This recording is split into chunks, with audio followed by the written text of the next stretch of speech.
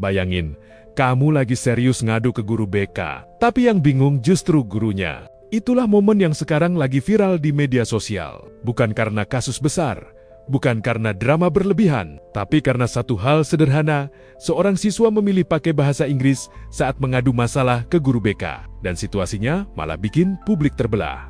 Video ini pertama kali ramai setelah diunggah akun Instagram Rumpi Gosip. Dalam video tersebut, terlihat seorang siswa menghadap ke guru BK.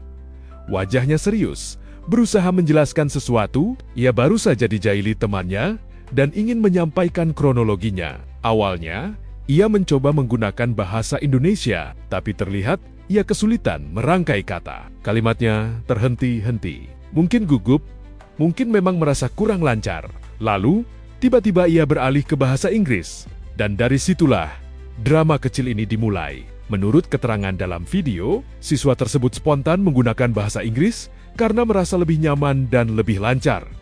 Ia ingin menyampaikan maksudnya dengan jelas. Ia tidak ingin pesannya salah dipahami. Di dalam ruangan itu mungkin hanya ada satu niat, ingin dimengerti. Namun reaksi yang muncul justru tak terduga. Banyak warganet mengaku ikut bingung melihat situasi tersebut. Ada yang bertanya-tanya, apakah gurunya memahami penjelasan sang siswa? Ada juga yang justru memuji keberaniannya.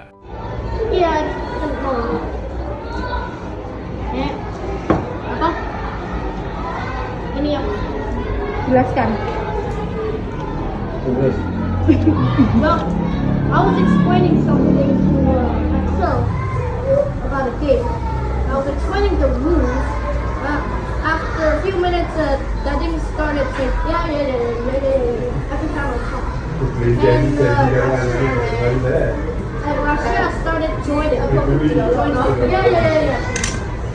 And they took this guys and chased them and... Menariknya, setelah video itu viral dan mendapat banyak respons positif, siswa tersebut sempat mengucapkan, "I just wanna say thank you," sebagai bentuk apresiasi atas dukungan yang ia terima. Keren kamu, Dek. Listen, this is the kid from the original video, and I just want to say, and thank you for the hopes, I guess.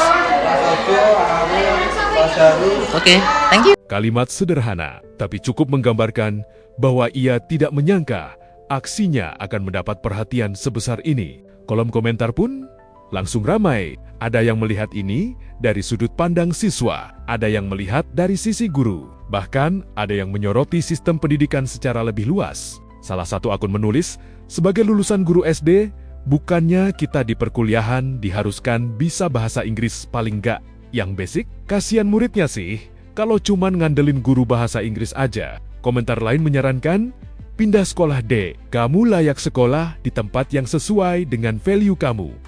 Semangat, namun ada juga yang mencoba lebih realistis. Ternyata nggak semua guru bisa bahasa Inggris, tulis seorang warganet, menyoroti fakta bahwa kemampuan bahasa asing memang belum merata. Dari satu video berdurasi singkat, muncul diskusi panjang.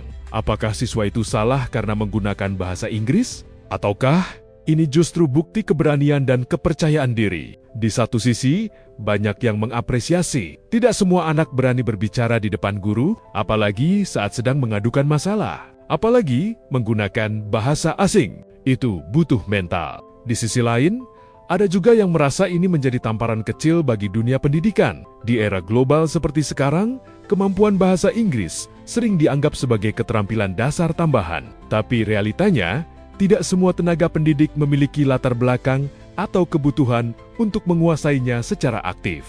Dan disinilah letak menariknya. Video ini sebenarnya bukan soal siapa yang salah atau benar. Bukan soal guru yang tidak paham atau siswa yang terlalu beda. Ini tentang komunikasi. Tentang bagaimana seseorang berusaha menyampaikan isi hatinya dengan cara yang ia rasa paling aman dan paling lancar. Bayangkan berada di posisi siswa itu. Kamu ingin cerita, kamu ingin dipahami, tapi kata-kata dalam bahasa ibu terasa sulit keluar. Lalu kamu beralih ke bahasa yang menurutmu lebih nyaman. Itu bukan pamer, itu refleks. Reaksi publik yang menyebut tindakan ini inspiratif juga menunjukkan satu hal. Generasi sekarang semakin berani mengekspresikan diri, mereka tidak takut mencoba, mereka tidak malu berbeda. Namun di saat yang sama, Peristiwa ini juga membuka ruang diskusi yang lebih luas. Apakah sekolah sudah cukup adaptif dengan perkembangan zaman? Apakah sistem pendidikan sudah memberi ruang pada keberagaman cara berkomunikasi? Atau justru kita masih terjebak pada standar lama yang seragam? Yang jelas, dari kejadian sederhana ini, kita belajar satu hal penting. Komunikasi bukan hanya soal bahasa apa yang digunakan, tapi soal niat untuk memahami dan dipahami. Dan mungkin di balik momen yang terlihat lucu bagi sebagian orang, ada pesan yang lebih dalam. Bahwa setiap anak punya cara sendiri untuk menyuarakan keresahannya. Tugas kita mendengarkan, karena pada akhirnya, ruang BK seharusnya jadi tempat paling aman untuk berbicara, apapun bahasanya. Menurut kamu, gimana? Apakah ini murni kreativitas siswa, atau ada hal lain yang perlu dibenahi dari sistem pendidikan kita? Tulis pendapat kamu di kolom komentar.